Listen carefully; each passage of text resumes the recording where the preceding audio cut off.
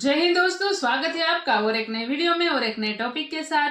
$100 billion का ऐतिहासिक खजाना। फिर तो देखना पड़ेगा। 100 बिलियन और बहुत सारे बिलियन डॉलर का खजाना होने वाला है। भारत में राम मंदिर बन गया है तो वहां पे भी बहुत बड़ा खजाना बढ़ेगा और भी खजाना आ रहा है। बहुत सारी डीले हो रही है दोस्तों। इसलिए दोस्तों पहले ये वीडियो हम देखते हैं, फिर हम आपसे लास्ट में बात करेंगे। वीडियो में लास्ट तक दोस्तों टिके रहना और वीडियो अच्छी लगे तो लाइक और शेयर जरूर से कर दीजिएगा। इस रिक्वेस्ट आपको कर रहे हैं कि भाई प्लीज लाइक कीजिए, शेयर कीजिए, अपने किसी 5 फ्रेंड के साथ शेयर कीजिए और उनको कहिए कि वो उनके 5 फ्रेंडों के साथ शेयर करें और आप हमारे साथ हर बार की तरह प्यार से जुड़े रहिए। और चैनल पर पहली बार है, सब्सक्राइब नहीं किया तो सब्सक्राइब जरूर से। चलिए स्टार्ट करते हैं।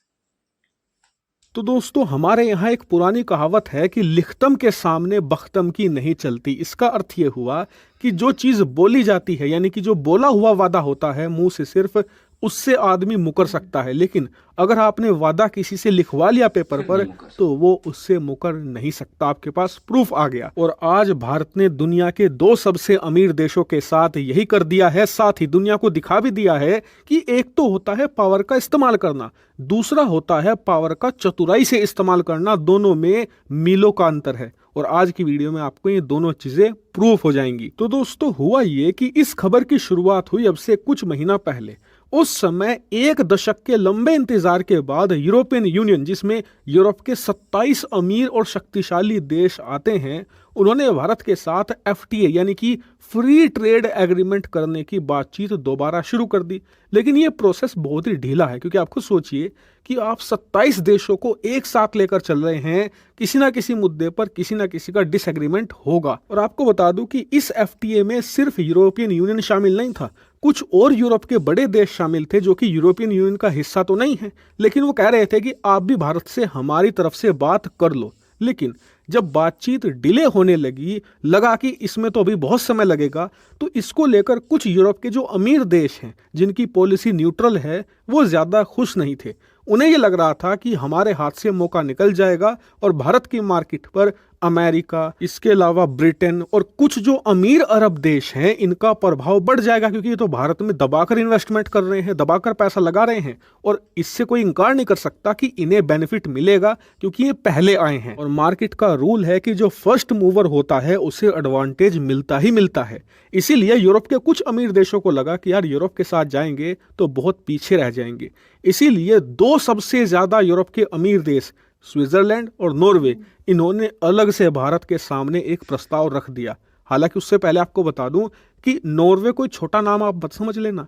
नॉर्वे अगर लग रहा होगा कि GDP के मामले में कम है, लेकिन पैसे के मामले में अकूत संपत्ति है। उदाहरण के लिए इनके पास $1 ट्रिलियन का पेंशन फंड है। मतलब कि इन्होंने पिछले 60 सालों में तेल बेच कर चुपचाप पैसे को जमा किया है। अरब देशों की तरह बड़ी बड़ी बिल्डिंगें नहीं बनाई, बड़े बड़े यहाँ पर बिजनेस नहीं बनाए, ना टूरिज्म हब बनाया। इन्होंने एक एक पैसे को जमा किया और उसका एक पेंशन फंड बनाया। उस पेंशन फंड को ये अलग अलग स्टॉक मार्केट में लगाते हैं, वहां से जो प्रॉफिट होता है उसे अपनी जनता में बांटते हैं। यानी कि नॉर्वे बहुत ही ज्यादा अमीर है, इसके पास कैश की कमी नहीं है। और स्विट्जरलैंड कितने पैसे वाला है ये बताने की आपको मुझे जरूरत नहीं है। तो दोनों देशों ने भारत को कहा कि यूरोप को एक तरफ करो, आप हमें अपने मार्केट का चुपचाप एक्सेस दे दो, इसके बदले में हम आपको भी चुपचाप $100 बिलियन की इन्वेस्टमेंट देंगे। जी हाँ, ये कहा दोनों देशों ने कि यूरोप को तो अलग छोड़ो, हम दोनों देश ही मिलकर आपको $100 बिलियन देंगे इन्वेस्टमेंट के रूप में, जो बहुत ज्यादा बड़ी रकम है। उदाहरण के लिए इस धरती पर कम से कम 150 ऐसे देश हैं जिनकी टोटल GDP, टोटल अर्थव्यवस्था भी $100 बिलियन नहीं है। यहां तक कि भारत के जो ज्यादातर पड़ोसी देश हैं उनमें 90% की टोटल अर्थव्यवस्था $100 बिलियन नहीं होती। ये इतनी ज्यादा बड़ी रकम है। और सबसे खास बात, ये कोई ऐसे वैसे एसेट के रूप में नहीं हमें मिलता। ये दोनों देश $100 बिलियन प्योर कैश हमें देने वाले थे। लेकिन और कोई देश होता तो इस प्रपोजल को तुरंत एक्सेप्ट कर लेता, इन्हें थोड़ा सा मार्केट का एक्सेस देता और $100 बिलियन अंदर करता, इससे अपने देश का डेवलपमेंट करता। लेकिन भारत ने विचार किया कि यार आज की तारीख में ये दोनों देश हमें ऑफर क्यों दे रहे हैं, क्योंकि ये हमारी मार्केट की पावर है। हमारी मार्केट आने वाले समय में सबसे शक्तिशाली बन जाएगी, पूरी दुनिया को लीड करेगी। ऐसे में इन्हें हर हाल में भारतीय मार्केट का एक्सेस चाहिए, हमारी पावर चाहिए। लेकिन इस पावर को हम सही से, चतुराई से इस्तेमाल करते हैं। भारत ने कहा कि देखिए, इन्वेस्टमेंट के जो वादे होते हैं ना, ये हर कोई देश करता है, लेकिन सब चूक जाते हैं। ऐसे में आप ऐसा कीजिए कि हमें लिख कर दे दीजिए कि आप हमें कितने सालों में कितने बिलियन डॉलर की इन्वेस्टमेंट देंगे। और यहीं पर ये दोनों देश बोल्ड हो गए। दोनों देशों ने पिछले कई महीनों से विचार किया, आराम से रुके रहे।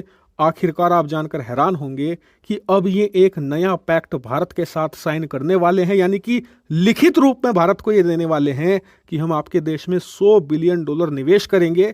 और इसके लिए टाइमलाइन भी इन्होंने बनाई है। इनका कहना है कि हम 15 सालों में ये 100 बिलियन डॉलर निवेश करेंगे, यानी कि हर साल एवरेज 8 बिलियन डॉलर से ज्यादा, यानी कि लगभग 70,000 करोड़ रुपए हर साल ये भारत में निवेश करेंगे, जो बहुत ह्यूज नंबर है। हालांकि इस प्रस्ताव में 2 और देशों के जुड़ने की भी संभावना बताई जा रही है। पहला है आइसलैंड, दूसरा है लिechtenstein। उम्मीद है कि मैंने सही से प्रोनाउंस किया होगा, लेकिन ये दोनों छोटे देश हैं। मेनली पोर्शन आएगा स्विट्जरलैंड और नॉर्वे से। और बताया जा रहा है कि इस प्रस्ताव पर दोनों पार्टी एग्री हैं, कभी भी ये डील साइन की जा सकती है। और जैसे ही डील साइन होगी ना, एक काम ये तो होगा ही कि हमें मोटा पैसा मिलेगा, दूसरा काम ये होगा कि यूरोपियन यूनियन पर दबाव बढ़ेगा कि जल्द से जल्द भारत के साथ डील करो, वरना बाकी के देश भी ऐसे ही अलग से चुपचाप भारत के साथ डील करते चले जाएंगे, यूरोपियन यूनियन खाली हो जाएगा। और इस खबर में आपको भारत सरकार की चतुराई की दात तो देनी पड़ेगी कि भारत सरकार ने कह दिया कि लिखतम के सामने बख्तम की नहीं चलने वाली, इसलिए चुपचाप लिख कर दे दो। तो ये है भाई हमारे देश की ताकत। मोदी जी जब गुजरात में थे तब कहते थे,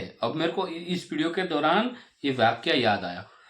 ये कहते थे, खास करके पार्लियामेंट में ज्यादा बोलते थे वो कहते थे भाई हमें बाहर ये है ना गिड़गिड़ाने की जरूरत नहीं है। वो लिटरली बोलते थे। जैसे पाकिस्तान हर बार भीख मांगने के लिए चला जाता है, हमें कहीं पे भी किसी से डरने की जरूरत नहीं है। हमारे देश में, हमारे आवाम में इतनी ताकत है ना कि हमें दूसरे देश की वीजा की लाइन में नहीं लगना पड़ता है। दूसरे देश वाले हमारे देश की वीजा की लाइन में लगे, ऐसा करना है, क्योंकि हमारे देश में ओरिजिनली है इतनी ताकत है ना। बिल्कुल। और ये जो न्यूज है इसका मैं आपको बता दूं, EFTA जो एक पूरा यूरोपियन यूनियन है, उसका फुल फॉर्म भी ऐसा ही है, European union free trade agreement उसका पूरा फुल फॉर्म होता है। ऐसा पूरा एक प्लान बनाया है।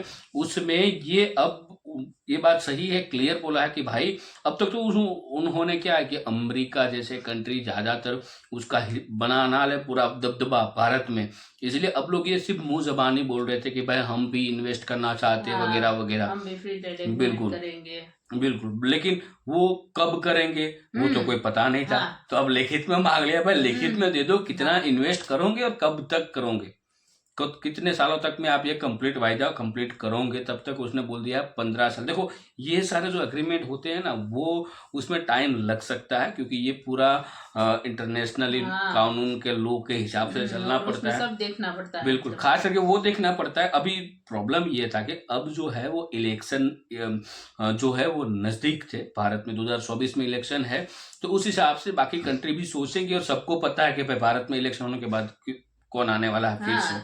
तो उस हिसाब से उन लोगों ने भी इलेक्शन से पहले ही एग्रीमेंट साइन हो जाएगा। तो ये सबसे अच्छी बात है। और ऐसे ही हमारा दबदबा बनता रहे तो हमारे देश के पास बहुत सारा पैसा हो जाएगा। लेकिन यहाँ पे एक बात जिक्र मैं आपको फिर से बता दूं, ये मत समझ लेना कि सब कुछ तुरंत इन्वेस्ट हो जाएगा तो हम भारत देश जो है वो रातों रात धनिक हो, ऐसा नहीं है।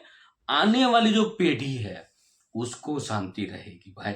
उनके पास जो हमारे अभी के जो नेता है जो भी काम कर रहे हैं वो कुछ ना कुछ है उसके लिए छोड़ के जाएंगे। जैसे समझ लो कि हमारे फादर कोई जॉब करते हैं तो कोई बड़ा उसका बिजनेस होता है, फिर हमें वारसा में जो मिलता है उस हिसाब से हम थोड़ा और मेहनत करते, तो हम उससे भी आगे निकल जाते हैं।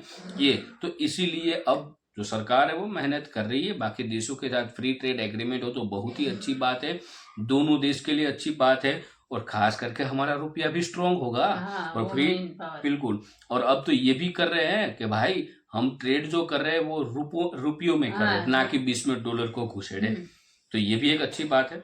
बाकी ये न्यूज दोस्तों आपको कैसी लगी, सुनने के बाद आपकी राय है आप हमें कमेंट में लिखकर आप जरूर से हमारे साथ जुड़ सकते हो।